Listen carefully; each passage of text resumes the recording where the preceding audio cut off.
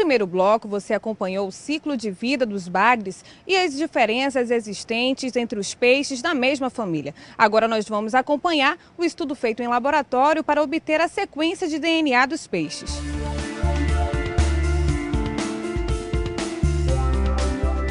Tudo começa com a coleta de uma amostra do peixe, um pedaço qualquer. Até essa espécie de bigode deles serve para obter o DNA e então começar o estudo. Em seguida, esse material é encaminhado para o Laboratório Temático de Biologia Molecular, no Instituto Nacional de Pesquisa da Amazônia. Esse é o tubinho que a gente traz do campo, que a gente coleta, pega um pedaço do peixe, né, que a gente conserva em álcool comercial e traz para cá para o laboratório. Esse material é que a gente vai usar para trabalhar.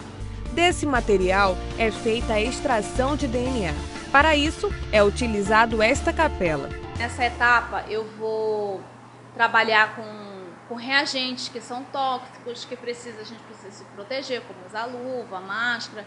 E essa capela evita que os reagentes exalem odores que possam fazer mal a gente, né? E até mesmo para o meio ambiente, né? Até porque os gases que são retirados, que saem dos químicos que a gente utiliza, não vai para fora, ele fica guardado aqui no ambiente, que tem um filtro para guardar esse material, e depois a gente troca o filtro. Toda vez que uma etapa é concluída, é preciso checar se as informações estão funcionando de forma correta. Para isso, vem a segunda fase, a eletroforese. Depois que eu extraio o DNA, eu vou conferir para ver se a minha extração funcionou. Então eu coloco aqui, isso aqui é um gel de agarose, que eu faço ele, né? É um pozinho, é como se fosse uma gelatina. Um pozinho que eu misturo com um tampão, aí eu aqueço e ele solidifica. Então eu vou colocar em cada pocinho aqui, eu vou colocar uma amostra. E aí, essa amostra eu vou fazer uma eletroforese. O que é uma eletroforese? É o processo que eu faço as moléculas de DNA migrarem por dentro desse gel. Então eu coloco aqui, isso daqui é uma cuba, tá? Essa caixinha aqui que eu estou colocando. E essa água que tem aqui, a gente chama de tampão. O que é um tampão? O tampão é o reagente, é uma solução também que a gente faz com tris, bório e EDTA, que são soluções químicas, né? Então, esse tampão, ele vai dar a corrente para poder acontecer, ele vai manter a corrente para poder acontecer a migração das moléculas. Essa amostra é feita por dentro do gel. Esse processo é invisível aos olhos humanos. Só será possível ver esse DNA na máquina chamada fotodocumentador. Então aqui, cada bandinha dessa é uma amostra. E eu comparo pela intensidade, quanto mais forte, melhor a qualidade desse DNA. E eu comparo também o tamanho, que é o peso molecular. Isso aqui, essa escadinha aqui de várias marquinhas, isso aqui é o marcador, que é uma amostra controle que eu tenho para comparar as minhas amostras, certo? Então aí eu vejo a intensidade da bandinha que eu tenho e eu vejo o tamanho dela, o peso dela. Se fosse mais aqui em cima seria mais pesado, mais para baixo é mais leve. Nesse processo é obtido o DNA total do peixe, mas não vamos trabalhar com todo ele, pois são milhões de sequências diferentes. É trabalhado apenas fragmentos específicos. Quando eu tenho o DNA total, eu preciso separar aquela região que eu vou estudar. Então, para isso, eu faço uma amplificação. O que é uma amplificação? Que a gente chama de PCR, que é a reação da polimerase em cadeia, que vem do inglês, né? Polymerase Chain Reaction. Por isso que a gente chama de PCR. Que essa PCR nada mais é do que fazer várias cópias do DNA, mas com aquele fragmento. E para mim poder usar aquele fragmento, eu tenho um marcador que vai dizer onde que eu começo e onde que eu termino o DNA. Aí eu faço a amplificação e aí vejo de novo se funcionou. Aí eu faço outra eletroforese para comparar aqui no meu fotodocumentador. O resultado final que queremos são as 4 fases nitrogenadas: adenina, citosina, guanina e timina.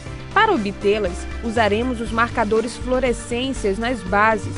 Esse processo, chamado reação de sequenciamento, é feito em placas. A próxima etapa é com o termociclador.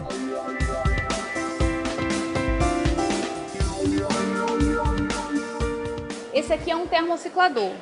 Eu uso ele para fazer a PCR, que é a reação da polimerase em cadeia, né? E também uso para fazer a reação de sequenciamento. Então eu coloco as amostras aqui, em cada pocinho aqui eu tenho uma amostra, e aí eu faço um mapa, né, no computador, coloco o A1, que a amostra é, o B1, o B3, o B7, o C5. Cada amostra eu sei o que é aqui para eu não me perder. Eu coloco aqui e faço as programações, né? Aqui eu tenho vários programas. Ó, cada linha desse é um programa. E esse termociclador, na verdade, ele é o nome já diz, termo vem de temperatura e ciclador é de ciclos. Esse aparelho faz vários ciclos de temperatura. Só assim é possível obter as variações genéticas.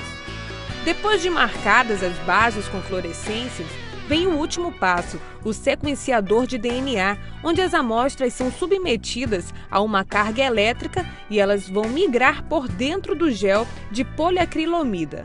Nessa direção aqui tem um laser que quando ele está funcionando, ele fica passando assim, ó, fica passando. É um laser de leitura. Esse laser ele detecta a fluorescência. E aí as fluorescências são diferentes. Por exemplo, para a adenina vai ser vermelho, para a citosina vai ser verde, para a adenina vai ser amarelo, enfim. Cada base tem uma letra.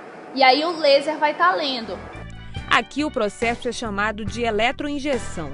A amostra que vai passar por esse capilar é sensível à luz.